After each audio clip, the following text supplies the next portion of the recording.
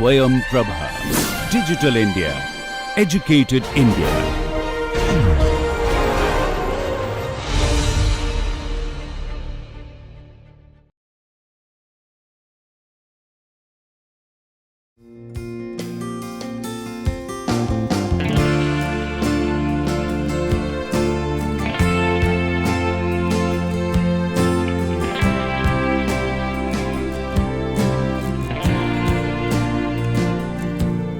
So, welcome to today's lecture.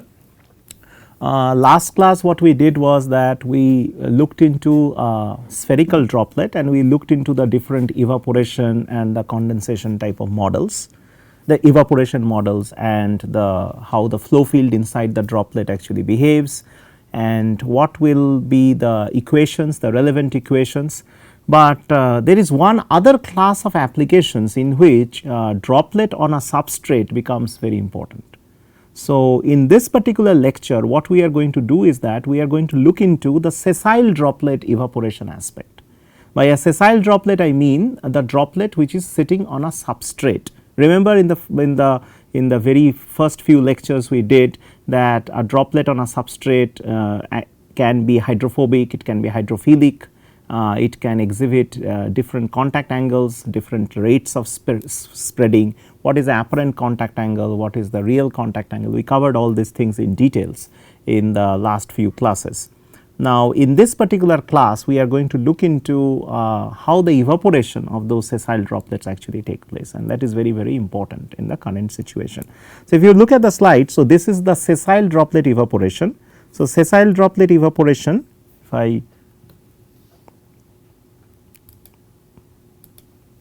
so it is like any droplet which is sitting on a platform. So, this is for example a hydrophobic droplet, because if you look at that is the kind of contact angle that you have, or actually this one is the contact angle. So, it is more than 90 degrees, okay.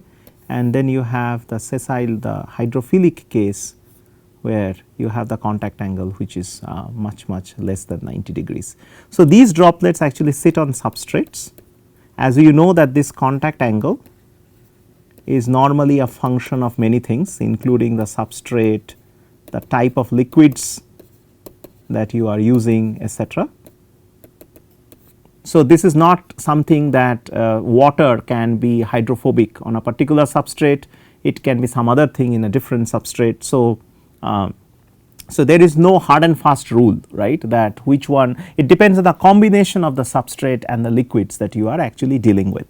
Now, this is very different from the spherical droplet that we did so far. In the spherical droplet what we did, we saw that there was some recirculating flows right inside, right, if you recall. So, this was called the Hill spherical vortex, right, and mostly these flows there were some flow field outside, this is the gas phase flow field, and we devised equations that how the evaporation from the droplet surface actually happened, right. If you recall the last few lectures, that is all that we did, and we found that there are different types of models, like type 1 is the like the d square law, type 2, type 3, type 4, right. So, there was no contact with the substrate as such. So, this is like a contact free droplet, so to say, right, contact free. So, the interface is wholly between liquid and the gas, right. Here of course, you have that 3 phase contact line, right. If you look at that, that is the 3 phase contact line, it is like a line because it just extends throughout the whole thing, right. So, there is gas, there is liquid, and then there is the substrate, and we all know that there are like 3 types of surface tensions are there, right, between gas and liquid, between solid and liquid, and between solid and gas, right. We already discussed it in more details that these were the types of contact, I mean these are the types of surface tension, and this is called the 3 phase contact line, right. So, if you look at it, it is like a line, right, and we also said that there is some small layer that is adsorbed, okay, on the surface, okay, which actually alters the contact line dynamics. So, we spent some time earlier looking at the contact line motion, and we also said that these droplets can actually evaporate in a different types of ways, okay, and if you recall they were called CCA, CCR, right, and mixed, different types of modes, and we will cover some of those things in details in the next few slides, right. So, that is a droplet. If it evaporates like this is like a CCR kind of a mode. If it evaporates, if this is a droplet and it evaporates like that is like a CCA mode, right, CCA, CCR, correct. Okay. So, this we already covered in some details, and this depends on what kind of a substrate you have. So, it is highly dependent on the intermolecular phenomena also. We are not going to go into that kind of a detail, but we are going to establish that how this droplet actually evaporates. So, it evaporates along the boundary, right. Okay. Is this isotropic? Is it uniform? If somebody asks you, for example, in the case of a uniformly vaporizing droplet, we saw that it was more or less isotropic, right, the vaporization pattern as far as the assumptions went. Of course, in cases where there are wakes that are formed behind a contact free droplets, this could be other things as well, right, but we assume that it was more or less isotropic evaporation, if you recall that what we did earlier, right. Here of course,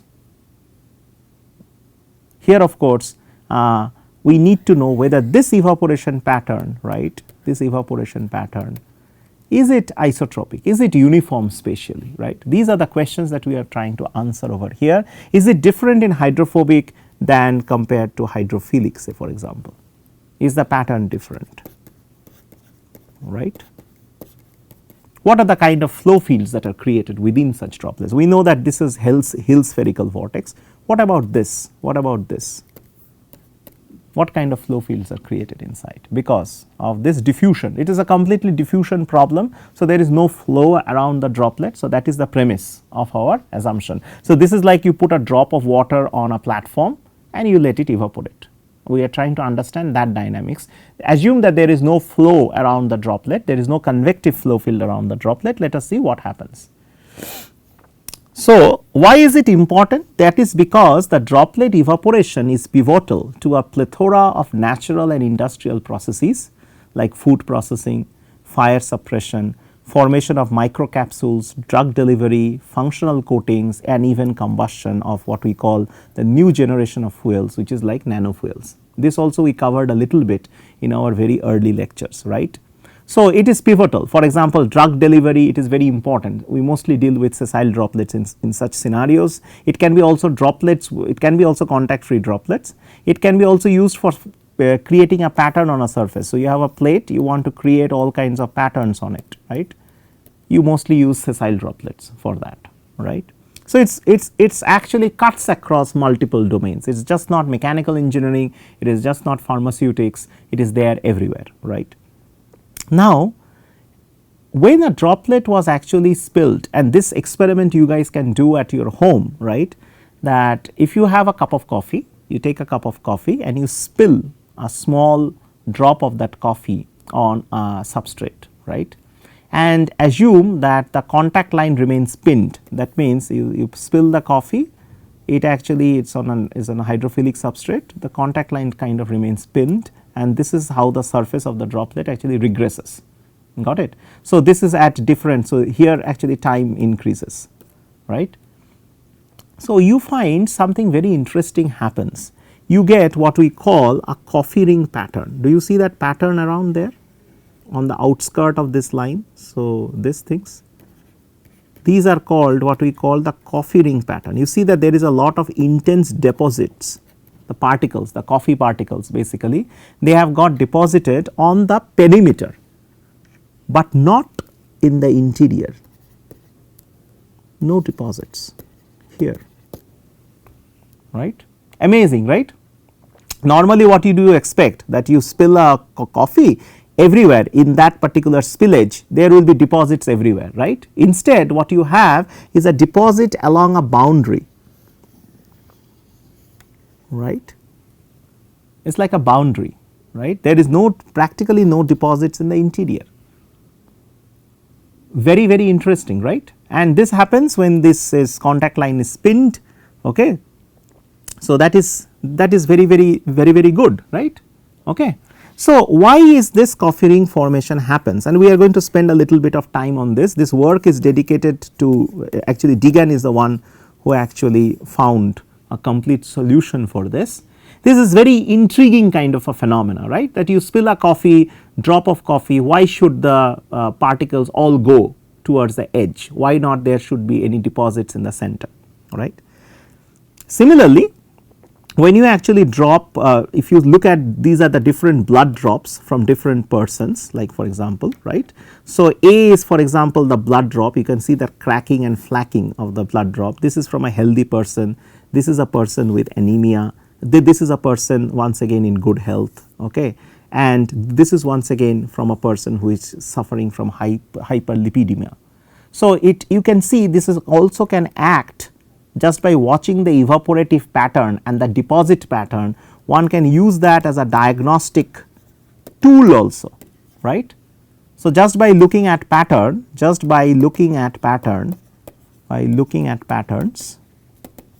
at dried patterns basically, that means dried patterns is only formed due to evaporation, right, there is no other mechanism.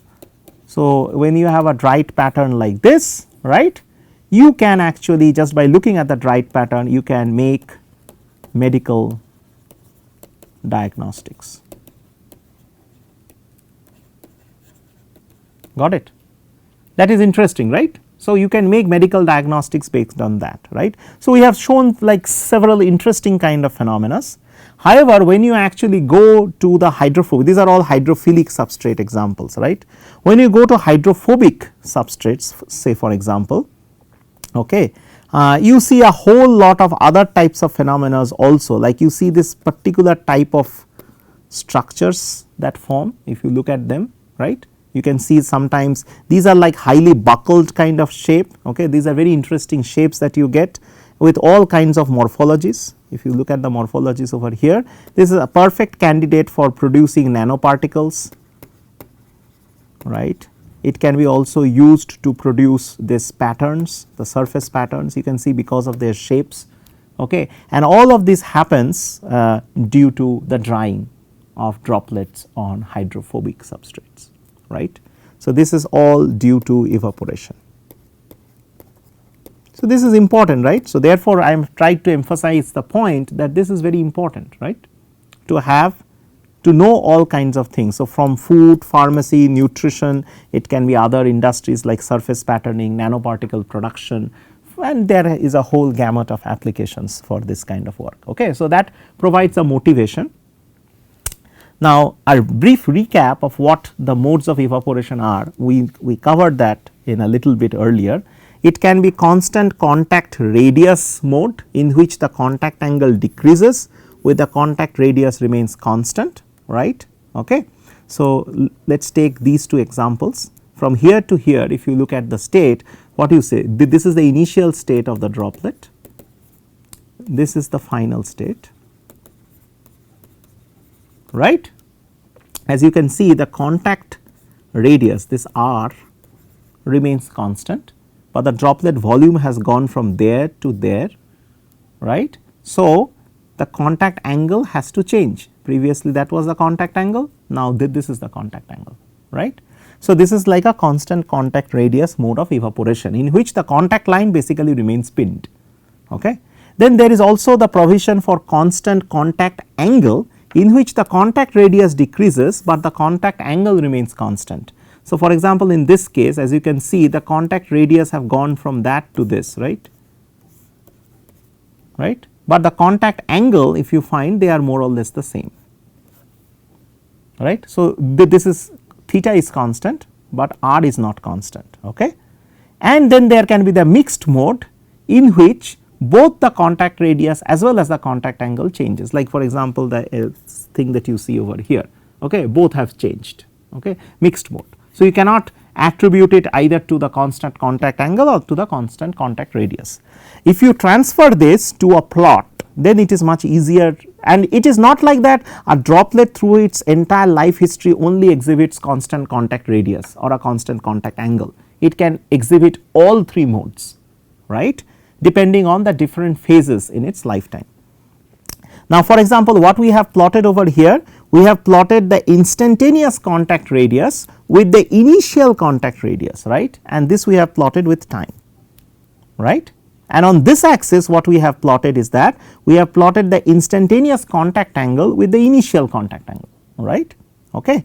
So, now what you see over here, if you follow this, for example, this YOLO curve that you see over there, right, what we will find is that in this region, right, you can see that the contact radius hardly decreases by about 5%, right. So, this is like almost like 5% decrease in contact radius CR, right. So, this can be taken as like a constant contact radius mode, so to say, right. Okay. On the other side, if you just look at this red colored plot over here, which plots basically the contact angle, you find that in this region, right, the contact angle reduces by about 10%, not more than that, right, over a period of say 400 seconds. So, this can be almost taken as a CCA mode or a constant contact angle mode, right. But however, in the stage 3, if you look at it, okay, you will see that the contact angle drops very sharply, the contact radius also drops. So, it can be taken as a mixed mode, right. So, in one life history of the droplet, this is a single droplet results that we are actually showing over here. Initially it exhibited for the first say 150 seconds, it showed a CCR mode, a constant contact radius mode. In the next 400 seconds or so, it showed the CCA or the constant contact angle mode, and the last 300 seconds or so it showed a mixed mode, right. So, in the constant contact radius mode, the contact radius decreased by only 5%, the constant contact angle reduced by about 10%. So, they are not exactly constant, but they are very equal to each other, right. Okay. So, that is what we have got out of this particular figure. So, you can see in this particular case the droplet, okay, which is a hydrophobic droplet in this case, it shows all the contact angle modes, right, or all the different modes of evaporation. That is important. So, do not attribute it just to one particular class of droplets, right. A single droplet evaporating on a substrate can exhibit all these modes together. Okay. We take a look at the hydrophilic substrates now. So, the droplets which are evaporating on hydrophilic substrates, we already said has a contact angle of less than 90 degrees. The contact radius mostly remains constant throughout the droplet evaporation process. These are particularly true for pinned droplets like that coffee strain that we showed, right.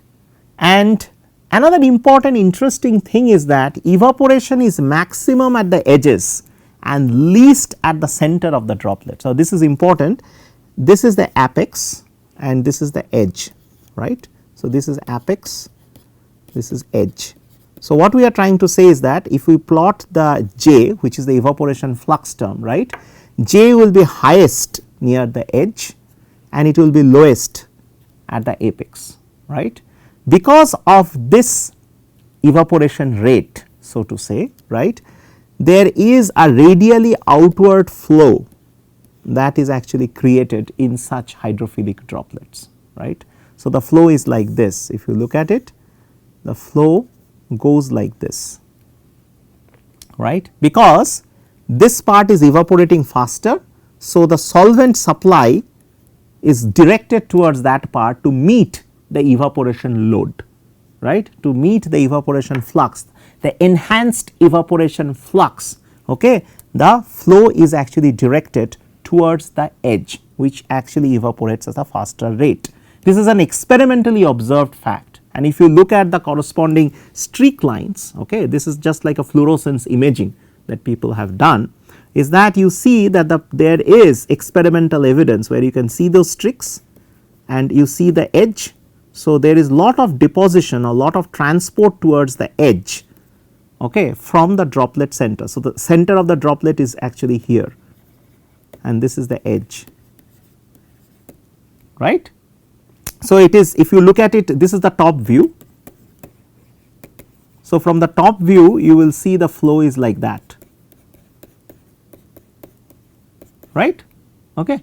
And from the side view, this is the side view, the same flow will look something like that, right.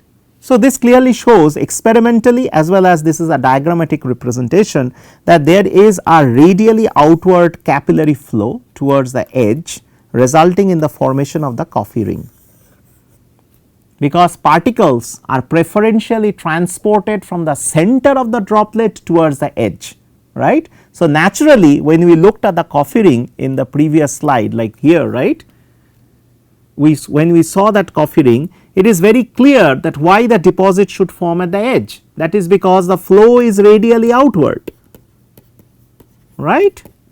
Why the flow is radially outward? That is because there is stronger evaporation from near the edge of the droplet, clear on this part.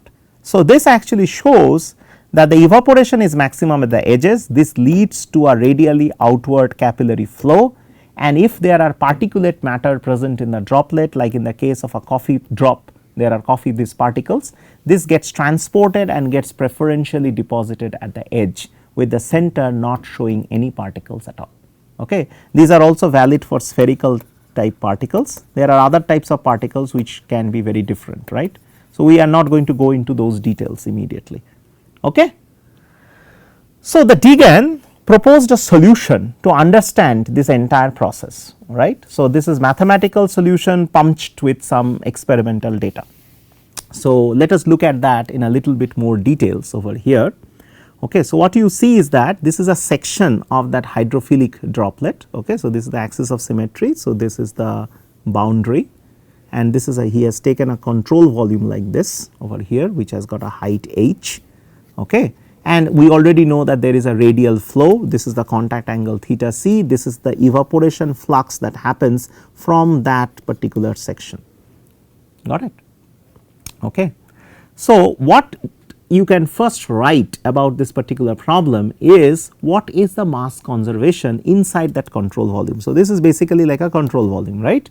So, what is the rate of change of the amount of fluid in an annular element which is at a radial distance r from the center line. So, if this is the whole droplet, this is the thing, we have taken a section over here which is located at a distance r, right, and this has got a evaporation flux over there, some velocity which is actually bringing the flow in, got it. Okay. So, the rate of change of amount of fluid in an infinitesimal annular element at a radial distance r, what it would be given by? It will be given by the rate of change of the height, okay, plus whatever the flow is actually bringing in, right. So, that is the convection term, and then whatever is the loss that is happening due to evaporation, understood. So, the rate of change of height of this elemental area of this control volume is basically whatever fluid that you are bringing in into that control volume, right, net fluid that is brought in, and whatever is the loss that is happening due to the evaporation, right. Okay. So, normally this second term that you see over there dH by dr, okay, or partial of h with respect to the radius, that is usually, and square of that is basically very small. So, they are usually neglected, right. Okay. So, there is a vertically averaged section through which, and V is basically the vertically averaged radial flow. So, the flow velocity might vary along the length of this interface, but we are taking one average velocity. So, it basically has been averaged, okay, over the height of the droplet, right. So, it has been averaged over the height. So, if you have done your like Paulhausen type of integral formulations in your boundary layer in your fluid mechanics course, this should come very naturally to you, okay.